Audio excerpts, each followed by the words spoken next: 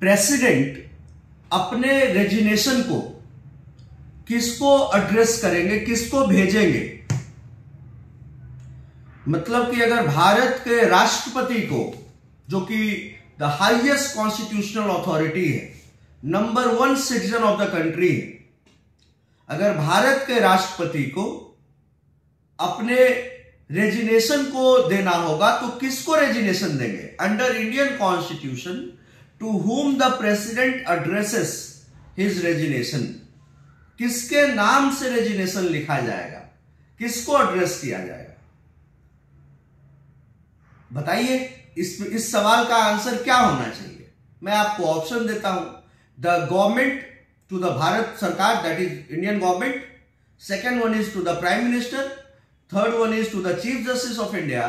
And the fourth one is to the vice president of India.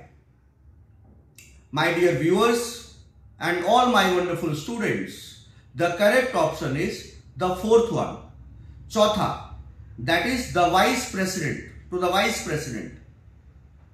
Under Article 56, Clause 1, Subclause A of the Constitution of India, it is given that the president will be addressing his resignation to the Vice President of India under his hand,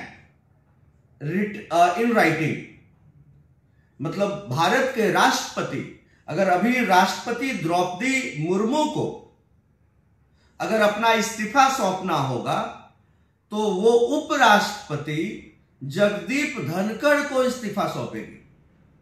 और किस provision के तहत सौंपेगी?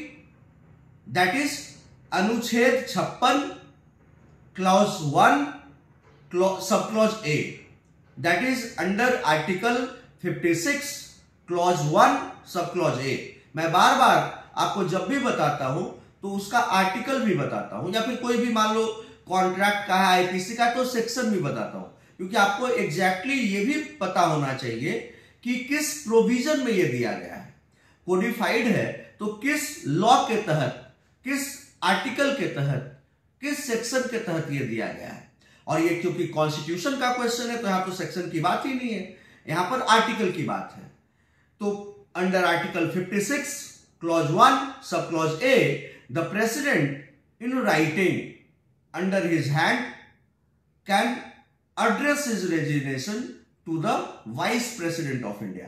Right, I hope कि आपको बिल्कुल clarity के साथ समझ में आ गया होगा।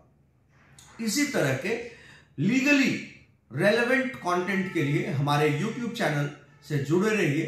Thank you everyone for watching. जय हिंद, जय श्री राम।